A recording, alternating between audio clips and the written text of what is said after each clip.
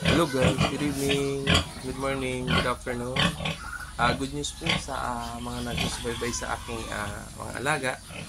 Yung isa ko pong alaga ngayon, si Negra, yung pinakananay ng aking native. Nanganak niya po kagabi. Pagising ko, ito po. Ito yung anak niya, malulusog. Kaso, may isa pong mortality na ipit po doon sa gilid. Dito sa gilid. Hindi nakaalis. At maiksi yung tali ng nanay kaya hindi niya rin naasikaso. Siguro nag-iiyak. Kaya yun,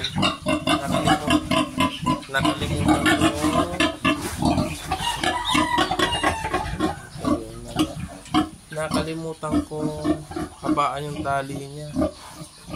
Yun.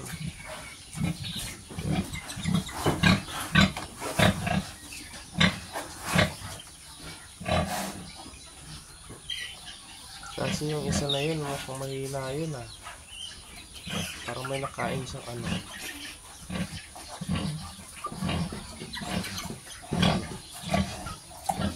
Sayang isa.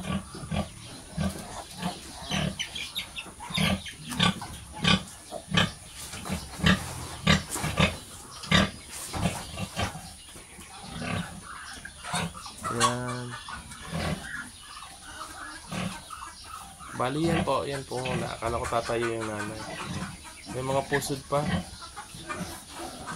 Pag ganito mga native po, hayaan lang po yan Yung kagandahan sa native.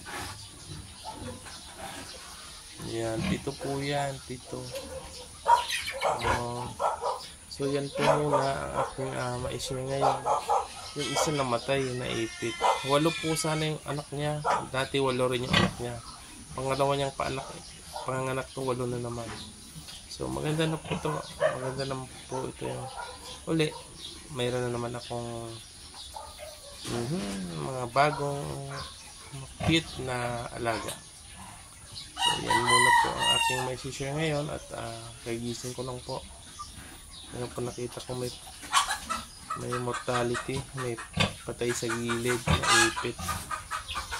Yun lang pong problema sa mga ganito, hindi nababantayan.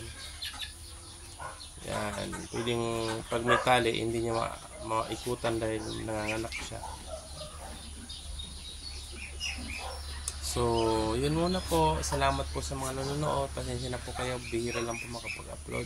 Nag-share lang po tayo ng mga nagkaganap po dito sa aking mga alaga. Sa susunod po, ito yung mga anak, yung aking white mama. Ito po, kwento, pure unraised. Panganak po yan. Dati 10 yung anak niya, iwan ko ngayon ng ilan. Yan po, magkapakain muna po ako ng ibang baboy, mga native.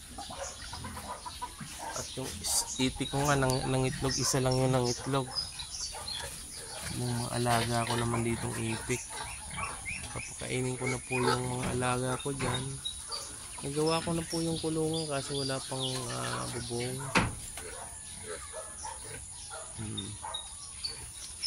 Kainin ko po sila. Yan. Alaga naman ako. Ang alaga ko 45 days. Yan. 20 ano ba ngayon? 20 days na sila. Sunod po mga anak ito Ito mga anak na ito.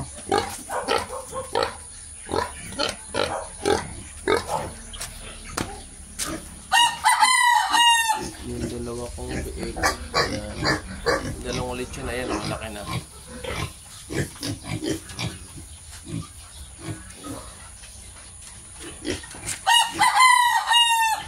So yan muna po. Ibabaon ko lang po yung namatay. Ito po yung namatay Ibabaon ko lang muna po yun. Baka kainin ng aso. Maraming po salamat sa mga nanonood. God bless and mabuhay.